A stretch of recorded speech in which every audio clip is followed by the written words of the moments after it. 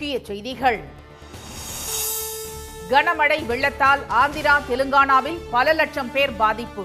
நிவாரணப் பணிகளுக்காக ஆட்சியர் அலுவலகத்தில் சந்திரபாபு நாயுடு முகாம்.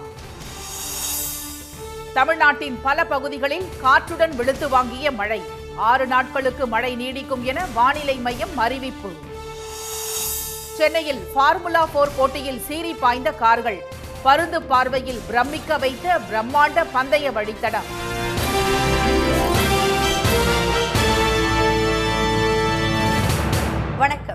வணக்கம். ஆந்திராவில் 11 மாவட்டங்களும், தெலுங்கானாவில் 5 மாவட்டங்களும் மழை வெள்ளத்தால் மிகவும் மோசமாக பாதிக்கப்பட்டுள்ளன. வங்கக்கடலில் உருவாகி நேற்று அதிகாலை கலிங்கப்பட்டினம் அருகே கரையை கடந்த காற்றழுத்த தாழ்வு மண்டலம் காரணமாக அந்த மாநிலங்களில் 2 நாட்களாக கனமழை பெய்தது. ஆந்திராவில் கிருஷ்ணா, என்டிஆர், பல்நாடு உள்ளிட்ட 11 மாவட்டங்கள் மழை வெள்ளத்தால் பாதிக்கப்பட்டுள்ளன. விஜயவாடாவை சுற்றியுள்ள கிராமங்கள் வெள்ளத்தில் மிதப்பதால் கழுத்தளவு தண்ணீரில் குழந்தைகளை சுமந்தபடி மக்கள் வெளியேறினர். விஜயவாடாவில் வெள்ளம் பாதித்த பகுதிகளை ரப்பர் படகில் சென்று ஆய்வு செய்த முதலமைச்சர் திரு சந்திரபாபு நாயுடு 1 லட்சத்துக்கும் மேற்பட்டோர் பாதிக்கப்பட்டுள்ளதாக தெரிவித்தார். நிலைமை சீரடையும் வரை மாவட்ட ஆட்சியர் அலுவலகத்திலேயே தங்கியிருக்கப் போவதாக அவர் கூறினார். సెక్రటరియట్లో కూర్చోవచ్చు, లేకుంటే స్టేట్ డిజాస్టర్ మేనేజ్మెంట్ అథారిటీలో కూర్చోవచ్చు. కాదు, ఇక్కడనే సింగ్ నగర్లో దగ్గరగా ఉండే ఇక్కడ మేము కూర్చోవాలి. ఇక్కడి నుంచే పని చేయాలి. ఇక్కడి నుంచే కూర్చొని రేపు ఎల్లుండి కూర్చొని ఇక్కడ అన్ని సరిచేసిన తర్వాతనే ఇక్కడ వదిలిపెట్టాం. மக்களுக்கு அத்தியாவசிய பொருட்களை வழங்கவும் மீட்புப் பணிகளை மேற்கொள்ளவும் நடவடிக்கை எடுக்கப்பட்டுள்ளதாக திரு சந்திரபாபு நாயுடு கூறினார். வெள்ளம் பாதித்த 5 மாவட்டங்களில் 17,000 பேர் பாதுகாப்பான இடங்களில் தங்க வைக்கப்பட்டுள்ளனர். 7 மாவட்டங்களில் 17 பேரிடர் மீட்புக் குழுக்கள் மீட்புப் பணிகளில் ஈடுபட்டுள்ளன. கனமழைக்கு இதுவரை 9 பேர் உயிரிழந்துள்ளனர். தெலுங்கானாவில் மஹபூபாபாத், முலுகு, சூர்யாபேட், கொத்தகுடம், கம்மம் ஆகிய 5 மாவட்டங்கள் மோசமாக பாதிக்கப்பட்டுள்ளன.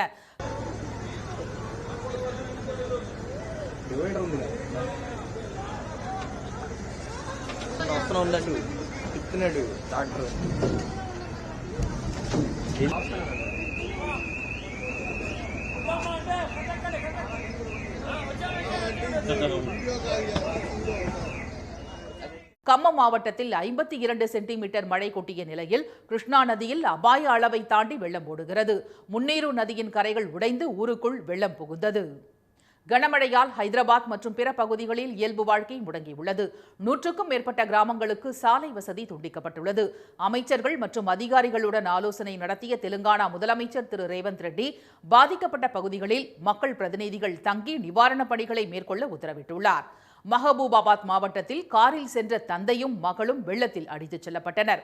உயிரிழந்த அந்த பெண் பழங்குடியினத்தைச் சேர்ந்த இளம் வேளாண் விஞ்ஞானி விருது பெற்ற நுனாவத் அஸ்வினி என்பது தெரியவந்துள்ளது.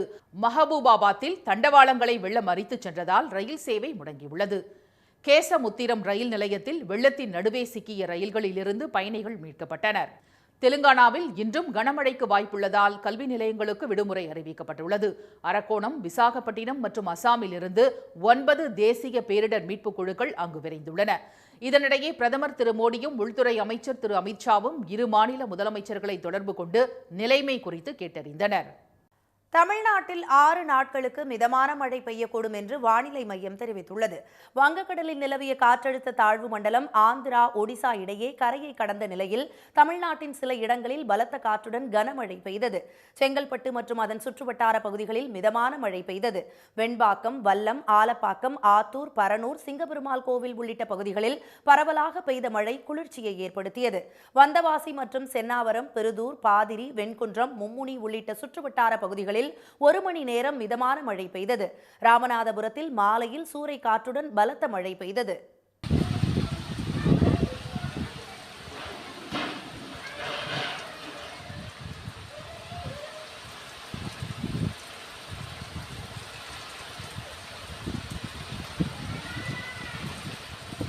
தேனி மாவட்டம் ஆண்டிப்பட்டி, ரங்கசமுத்திரம், சுப்புலாபுரம் மற்றும் சுற்றுவட்டார பகுதிகளில் பலத்த காற்று, இடி மின்னலுடன் மழை பெய்தது.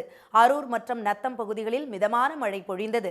இதனிடையே தமிழ்நாட்டின் ஒரு சில இடங்களில் மற்றும் புதுச்சேரி, காரைக்காலில் இன்று முதல் 6 நாட்களுக்கு மிதமான மழைக்கு வாய்ப்புள்ளதாக சென்னை வானிலை மையம் தெரிவித்துள்ளது.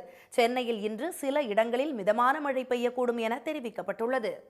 சென்னையில் நடந்த ஃபார்முலா 4 வகை இரவு நேர கார் பந்தயத்தில் சீறி பாய்ந்த கார்கள் பார்வையாளர்களை பிரமித்து ரசிக்க வைத்தன. சர்வதேச அளவில் நடத்தப்படும் ஃபார்முலா வகை கார் பந்தயங்களில் நகரின் மையப்பகுதியில் நடத்தப்படும் ஃபார்முலா 4 வகை போட்டி சென்னையில் கடந்த 2 நாட்களாக நடைபெற்றது.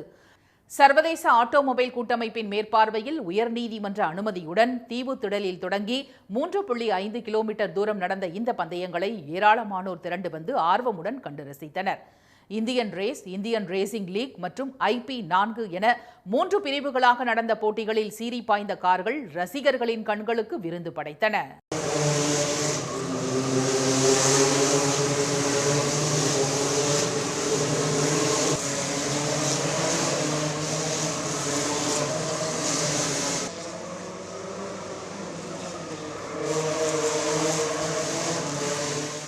டெல்லி, அகமதாபாத், மும்பை, மேற்கு வங்கம், ஹைதராபாத், சென்னை, கொச்சி, பெங்களூரு, கோவா அணிகள் பங்கேற்ற இப்போட்டிகளில் வெளிநாட்டு கார்பந்தய வீரர்களும் கலந்து கொண்டு கார்களை ஓட்டி அசத்தினர். டெல்லி அணி சார்பில் பங்கேற்ற நெதர்லாந்து வீராங்கனை ஆல்பா கரூப் பருவநிலை மாற்றத்தால் சிரமப்பட்டாலும் போட்டிகளில் பங்கேற்ற அனுபவம் சுவாரஸ்யமாக இருந்ததாக கூறினார். It's nice that it's a bit colder here in the evening so we don't overheat the car. But the street circuit, it's very nice. It's my first time on the street circuit. Very nice with a lot of chicanes, also some high-speed corners, some technical stuff, and yeah, just a very nice track. Formula 4 இரவு நேர car பந்தய போட்டியை இந்திய cricket அணியின் முன்னாள் captain Ganguly, நடிகர் நாக சைத்தன்யா, இசையமைப்பாளர் யுவன் சங்கர் ராஜா உள்ளிட்ட பிரபலங்கள் நேரில் கண்டு ரசித்தனர். பந்தயத்தை வெற்றிகரமாக நடத்தியதன் மூலம் சர்வதேச கார்பந்தய வரைபடத்தில் சென்னையும் முக்கிய இடம் பிடித்திருப்பதாக நடிகர் நாக சைத்தன்யா பாராட்டு தெரிவித்தார்.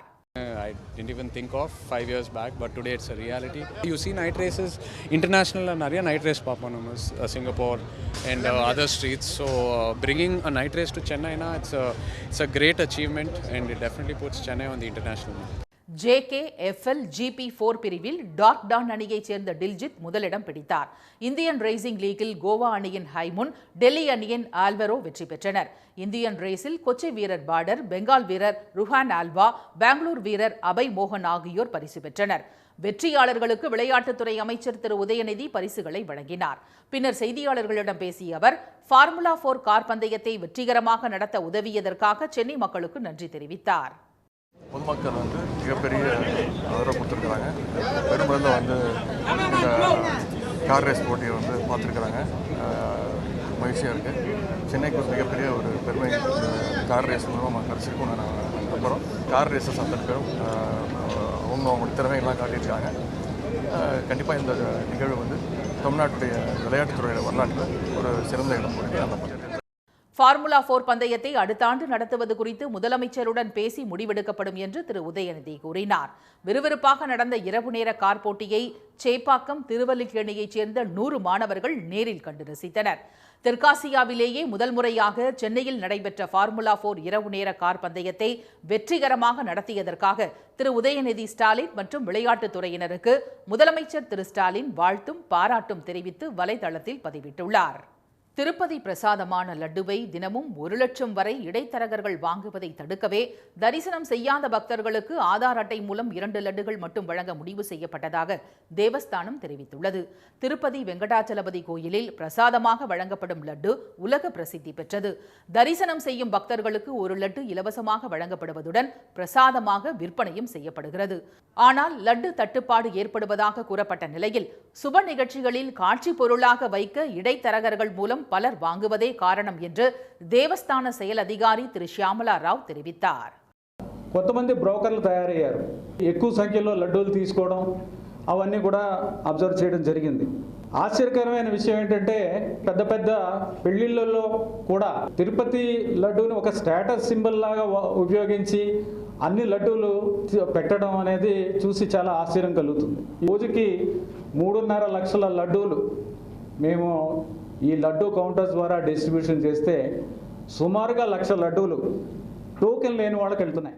ஹைதராபாத்தில் ஒரு திருமண நிகழ்வில் லட்டு பிரசாதம் கௌரவத்துக்காக காட்சி பொருளாக வைக்கப்பட்டிருந்ததை தானே பார்த்ததாக கூறிய திரு ஷியாமலா ராவ், பிரசாதத்தை இனிப்பு கடை வியாபார பொருளாக பார்க்கக்கூடாது என்றார். கடவுளை தரிசிப்பவருக்கு 3 லட்டுகளும் தரிசிக்காதவருக்கு 5 லட்டுகளும் கிடைப்பதால் தட்டுப்பாடு ஏற்படுவதை தடுக்கவே தரிசனம் செய்யாதவர்கள் ஆதார் அட்டையை காண்பித்து 2 லட்டு வாங்கலாம் என நிர்ணயிக்கப்பட்டுள்ளதாக அவர் கூறினார். காவிரி விவகாரத்தில் தமிழகத்தையும் கர்நாடகத்தையும் மோதவிட்டு மத்திய அரசு வேடிக்கை பார்ப்பதாக தமிழ்நாட்டு விவசாயிகள் குற்றம் சாட்டியுள்ளனர். மேட்டூர் அணையிலிருந்து திறக்கப்படும் தண்ணீரில் பாசனத்திற்கு பயன்பட்டது போக மீதமாவது வீணாக கடலில் கலப்பதை தடுக்கும் வகையில் தமிழகம் சார்பில் ராசிமணலில் அணை கட்ட காமராஜர் ஆட்சி காலத்தில் திட்டமிடப்பட்டது. அதுகுறித்து இரு மாநில விவசாய சங்க தலைவர்கள் தலைமையில் விவசாயிகள் குழுவினர் அண்மையில் ஆய்வு செய்தனர். அதைத் தொடர்ந்து அரசியல் கட்சி தலைவர்களை சந்தித்து ஆதரவு திரட்ட தமிழக விவசாயிகள் முடிவெடுத்தனர். அதன்படி சேலத்தில் எதிர்க்கட்சித் தலைவர் எடப்பாடி திரு பழனிசாமியை விவசாய சங்கங்களின் நிர்வாகிகள் சந்தித்து பேசினர். பின்னர் செய்தியாளர்களிடம் பேசிய அவர்கள், மேகதாதுவில் கர்நாடக அரசு அணை கட்டுவதற்கு பதிலாக ராசி மணலில் இரு மாநிலங்களும் பயன்பெறும் வகையில் அணை கட்டுவது குறித்து அனைத்து கட்சி கூட்டம் நடத்தினால் அதிமுக பங்கேற்கும் என திரு பழனிசாமி உறுதியளித்ததாக தெரிவித்தனர். தமிழகத்திற்கு காவிரி நீரில் உரிய பங்கை தராமல் கர்நாடகம் உபரி நீரை மட்டுமே தருவதால் டெல்டா சாகுபடி பாதிக்கப்படுவதாக விவசாயிகள் கூறினர். இந்த விவகாரத்தில் இரு மாநிலங்களையும் மத்திய அரசு மோத விடுவதாக அவர்கள் புகார் தெரிவித்தனர். மத்திய அரசாங்கம் தற்போது மேகதாட்டுக்கான வரைவு திட்ட அறிக்கையை நிராகரிக்கிற நிலை இருக்கிறது சட்ட ரீதியாக. ஆனால் அவர்கள் நிராகரிக்கவும் மாட்டார்கள், அனுமதியும் கொடுக்க மாட்டார்கள். காலத்தை கடத்தி கர்நாடகம் தமிழ்நாட்டையும் மோத விட்டு வேடிக்கை பார்ப்பார்கள். இந்த ஆண்டு உபரி நீர் வந்தது அணை நிரம்பிட்டு. ஆனால் அணை நிரம்பின பிறகு கடலுக்கு போகுது. ஆனால் மீதி தண்ணியை சேமித்து வச்சு பாயசனத்துக்கு பயன்படுத்துவதற்கு வாய்ப்பு இல்லை. பல மாவட்டங்கள் வறண்டு கிடக்கு, குடிநீருக்க வழி இல்லை. ராசிமணல் அணைக்கு ஆதரவு கோருவது தொடர்பாக இன்று திமுக பொதுச் செயலாளரும் அமைச்சருமான திரு துரைமுருகனை சந்திக்க உள்ளதாக விவசாயிகள் கூறினர். காவிரி விவகாரத்தில் தமிழகத்திற்கு விரோதமாக மத்திய பாஜக அரசு நடந்து கொள்வதாக அவர்கள் குற்றம் சாட்டினர். எல்லா அரசியல் கட்சியும் பார்க்க போகிறோம், முதலமைச்சரையும் பார்க்க போகிறோம். எங்களது டெல்டா விவசாய காப்பாற்றுங்கள், டெல்டாவை அழிக்க விட்டுறாதீங்க. பாலைவனம் ஆகிட்டா இங்கேருந்து பெட்ரோல், டீசல், மீத்தேன், எத்தனால்லாம் எடுக்கலான்னு மத்திய சர்க்கார் நினைக்குது. இங்கே அவங்க வர முடியாத சூழ்நிலை இருக்கனால விவசாயியை ஒழிக்க பார்க்கிறார்கள். ஒழிக்க நாங்கள் விடமாட்டோம், போராடுவோம். ராசிமணலில் அணை கட்டும் திட்டத்திற்கு ஆதரவு திரட்ட தமிழகத்தில் பதிவு செய்யப்பட்ட அனைத்து அரசியல் கட்சி தலைவர்களையும் சந்திக்க உள்ளதாக விவசாயிகள் தெரிவித்தனர். கிழக்கு கடற்கரை சாலையில் அதிகரித்து வரும் போக்குவரத்து நெரிசலை குறைப்பதற்காக 6 வழிச்சாலையாக அகலப்படுத்துவதுடன் 4 வழி உயர்மட்ட சாலையும் அமைக்கப்பட உள்ளதாக நெடுஞ்சாலைத்துறை தெரிவித்துள்ளது. சென்னையிலிருந்து மாமல்லபுரம், புதுச்சேரி, நாகை, ராமநாதபுரம், தூத்துக்குடி வழியாக கன்னியாகுமரியை இணைக்கும் முக்கிய நெடுஞ்சாலையான கிழக்கு கடற்கரை சாலையில் நாளுக்கு நாள் வாகனங்களின் எண்ணிக்கை அதிகரிப்பால் போக்குவரத்து நெரிசல் ஏற்படுகிறது. இதனை சரிசெய்ய திருவான்மியூர் முதல் அக்கரை வரை 8.8 கிலோமீட்டர் தூரத்துக்கு 6 வழிச்சாலையாக மாற்றும் பணி 3 கட்டங்களாக நடைபெற்று வருகின்றன. இதற்கான நிலம் கையகப்படுத்தும் பணிக்காக 940 கோடி ரூபாய் ஒதுக்கப்பட்டு இழப்பீடு வழங்க அரசு நிர்வாக ஒப்புதல் வழங்கியுள்ளது. கொட்டிவாக்கம், பாலவாக்கம், நீலாங்கரை, ஈஞ்சம்பாக்கம், சோழிங்கநல்லூர் பகுதிகளில் நடைபெறும் இந்த பணிகள் அனைத்தும் அடுத்த ஆண்டு ஏப்ரல் மாதத்துக்குள் முடிக்க திட்டமிடப்பட்டுள்ளது. நில எடுப்பு செய்த இடங்களில் மழைநீர் வடிகால் அமைக்கும் பணிகள் முடிக்கப்பட்டு மின்சார வாரியத்தின் பயன்பாடு உபகரணங்களை மாற்றி அமைக்கும் பணிகள் நடைபெற்று வருகின்றன. இதன் பிறகு குடிநீர் வடிகால், பாதாள சாக்கடை உள்ளிட்ட பணிகள் நடைபெறும் என்று நெடுஞ்சாலைத்துறை தெரிவித்துள்ளது. 6 வழிச்சாலை அமைக்கப்பட்டாலும் போக்குவரத்து நெரிசலை முற்றிலுமாக குறைக்க முடியாது என்பதால் திருவான்மியூர் தொடங்கி உத்தண்டி வரை 4 வழி உயர்மட்ட சாலை அமைக்க கருத்துரு கேட்கப்பட்டுள்ளது. கொண்டு விரிவாக திட்ட அறிக்கை எல்லாம் பேசி பணம் எவ்வளோ பணம் ஒதுக்கணும் அப்படின்னு அவர்கிட்ட கேட்டு அவர் பணம் ஒதுக்குற பொழுது துறையின் சார்பாக அதுக்கு அட்மினிஸ்ட்ரேஷன் பண்ணி டெண்டர்லாம் விடப்பட்ட இந்த பாலப்பணிகள், அது பாலப்பணிகள்ன்றது உயர்மட்ட சாலை என்ற அடிப்படையில் அது அமைப்பதற்கு வாய்ப்பு உண்டு. அது 4 வழிச்சாலை. ஆக விரிவாக்கம் செய்கிற பொழுது 6 வழிச்சாலை, மேலே மேல்மட்ட சாலை 4 வழிச்சாலை. ஆக 6 நாளும் 10 வழிச்சாலையாக மாறிடுற பகுதி. அப்போ இந்த போக்குவரத்து நம்ம நினச்ச மாதிரி ஒரு கட்டுப்படுத்தி விரைந்து யாரும் போகிறதுக்கு ஒரு வாய்ப்பு இருக்கிறது. டைடல் பூங்கா சந்திப்பில் தொடங்கி எல்பி சாலை சந்திப்பு, கொட்டிவாக்கம், நீலாங்கரை, ஈஞ்சம்பாக்கம், அக்கரை வழியாக உத்தண்டி வரை உயர்மட்ட பாலம் அமைக்க முடிவு செய்யப்பட்டுள்ளது.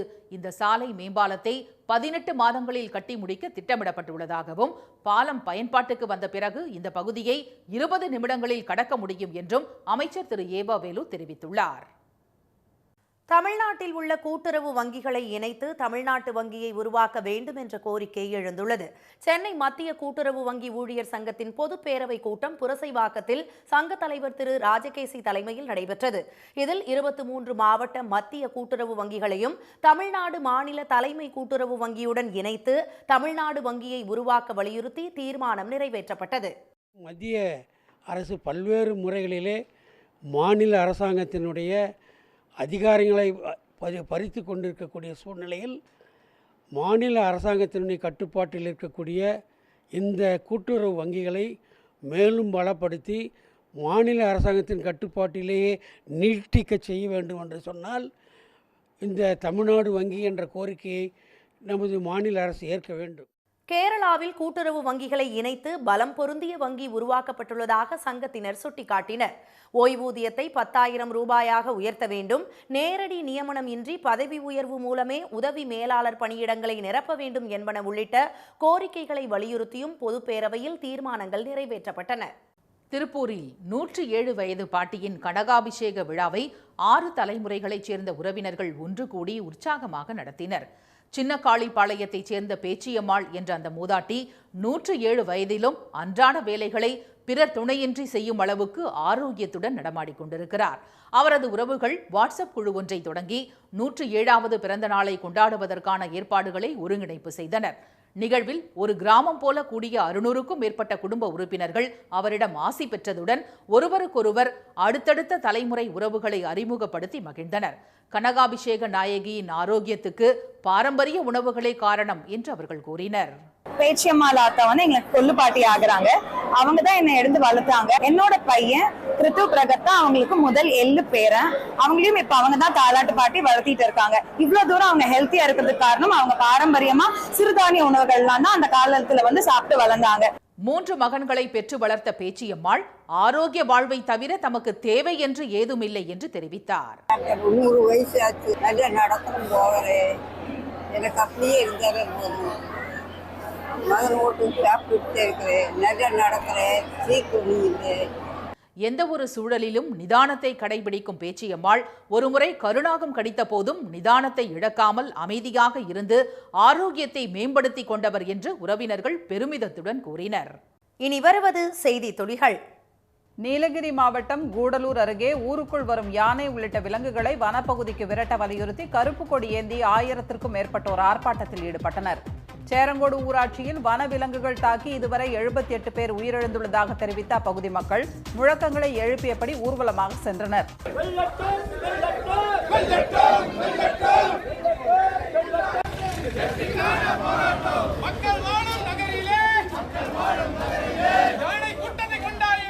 கடைகளின் முன்பாக கருப்பு கொடிகளையும் கிராம மக்கள் கட்டியிருந்தனர். 25 கோடி ரூபாய் நிதி நிறுவன மோசடி வழக்கில் கைது செய்யப்பட்டுள்ள பாஜக பிரமுகர் தேவநாதனை சென்னை மயிலாப்பூர் நிதி நிறுவன அலுவலகத்துக்கு அழைத்து வந்து பொருளாதார குற்றப்பிரிவு போலீசார் சோதனை நடத்தினர். நிதி நிறுவனத்தின் சீல் அகற்றப்பட்டு தேவநாதன் முன்னிலையில் லாக்கர்களை திறந்து சோதனை நடத்தப்பட்டது. தேவநாதன், அவருக்கு உடந்தையாக இருந்த குணசீலன், மகிமைநாதன் ஆகியோரை 7 நாள் காவலில் விசாரிக்க சிறப்பு நீதிமன்றம் அனுமதி வழங்கிய நிலையில் 6வது நாளாக நேற்று அவர்களிடம் விசாரணை நடைபெற்றது. செங்கல்பட்டு பழைய பேருந்து நிலையத்தில் 100 ஆண்டுகள் பழமை வாய்ந்த ராட்சத மரம் எந்திரங்கள் உதவியுடன் 5 மணி நேர போராட்டத்துக்கு பின் அகற்றப்பட்டது. மரத்தின் கிளைகள் அடிக்கடி உடைந்து விழுந்து விபத்து ஏற்படுத்தி வந்த நிலையில் மரத்தை அகற்ற வேண்டும் என பொதுமக்கள் வலியுறுத்தி வந்தனர். இதையடுத்து மரம் முழுமையாக அகற்றப்பட்டது. ஆன்லைனில் அதிக லாபம் தரும் வியாபாரம் என சமூக வலைதளங்களில் விளம்பரம் செய்து பலரிடம் கோடிக்கணக்கான ரூபாய் பணம் வசூலித்து ஏமாற்றிய நெய்வேலியைச் சேர்ந்த 7 இளைஞர்களை புதுச்சேரி சைபர் கிரைம் போலீசார் கைது செய்தனர். பெங்களூருவில் சிக்கிய அவர்கள் கடந்த 9 மாதங்களில் 56 கோடி ரூபாய் மோசடி செய்தது தெரியவந்துள்ளது. அவர்களிடமிருந்து 4 கார்கள், பைக், வேன், கிரெடிட், டெபிட் கார்டுகள் உள்ளிட்டவை பறிமுதல் செய்யப்பட்டுள்ளன. 2014ஆம் ஆண்டிலிருந்து பல நாடுகளில் கால் சென்டர்கள் அமைத்து 500க்கும் மேற்பட்ட பணியாளர்களை அமர்த்தி இந்த கும்பல் மோசடி செய்து வந்ததாக காவல்துறையினர் தெரிவித்தனர். வேளாண் ஆராய்ச்சிக்கான தேசிய கவுன்சிலில் இடஒதுக்கீடு முறையை புறக்கணித்துவிட்டு லேட்டரல் என்ட்ரி முறையில் விஞ்ஞானிகள் சேர்க்கப்பட்டு வருவதற்கு மனிதநேய மக்கள் கட்சி தலைவர் திரு ஜவஹருல்லா எதிர்ப்பு தெரிவித்துள்ளார். நெல்லையில் செய்தியாளர்களிடம் பேசிய அவர் மத்திய அரசு துறைகளில் எல்லா தரப்பினருக்கும் வேலைவாய்ப்பு அளிக்க வேண்டும் என்று வலியுறுத்தினார். புதுச்சேரியில் விடுதலைக்கு முன்னர் வெளிவந்த பிரெஞ்சு இந்திய இதழ்களின் கண்காட்சி நடைபெற்றது. 1883 வெளிவந்த லீ பெட்டிட் பெங்காலி, 1903 வெளிவந்த சுதேச வர்த்தமானி, 1898 வெளிவந்த லா இண்டிபெண்டன்ட் உள்ளிட்ட பழமையான பிரெஞ்சு இதழ்களின் முன்பக்க அட்டை மற்றும் செய்திகள் காட்சிப்படுத்தப்பட்டன. 78வது இந்திய சுதந்திர தினத்தை முன்னிட்டு காந்தி வீதியில் உள்ள அருங்காட்சியக ஆராய்ச்சி நூலகம் இந்த கண்காட்சிக்கு ஏற்பாடு செய்திருந்தது.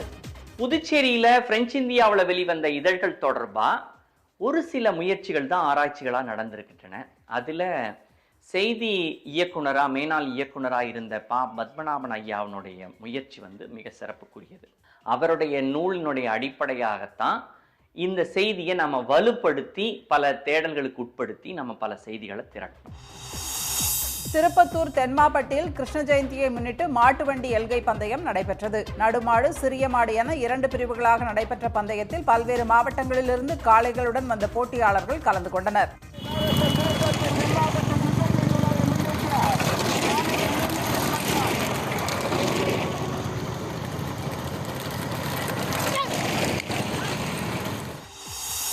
கணவன் மனைவி இடையே உறவு மேம்படும் வகையில் சீர்காழியில் மனைவி நல வேட்பு விழா நடைபெற்றது. புரிதல், விட்டுக் கொடுக்கும் மனப்பான்மையின்றி நீதிமன்றம் வரை சென்று விவாகரத்து பெறுவது அதிகரித்து வரும் நிலையில் அதனை தடுக்கும் நோக்கில் இந்த நிகழ்ச்சி ஏற்பாடு செய்யப்பட்டிருந்தது. மீண்டும் முக்கிய செய்திகள். கனமழை வெள்ளத்தால் ஆந்திராவில் 11 மாவட்டங்களும் தெலுங்கானாவில் 5 மாவட்டங்களும் மிகவும் மோசமாக பாதிக்கப்பட்டுள்ளன. சென்னையில் நடந்த ஃபார்முலா 4 வகை இரவு நேர கார் பந்தயத்தில் சீறி பாய்ந்த கார்கள் பார்வையாளர்களை பிரமிப்புடன் ரசிக்க வைத்தன. இத்துடன் இந்த செய்திகள் நிறைவடைந்தன. மீண்டும் சன் டிவியில் செய்திகள் மாலை 6 மணிக்கு. செய்திகளை உடனுக்குடன் தெரிந்து கொள்ள QR கோடை ஸ்கேன் செய்து சன் நியூஸ் வாட்ஸ்அப் சேனலில் இணைந்திருங்கள். வணக்கம். வணக்கம்.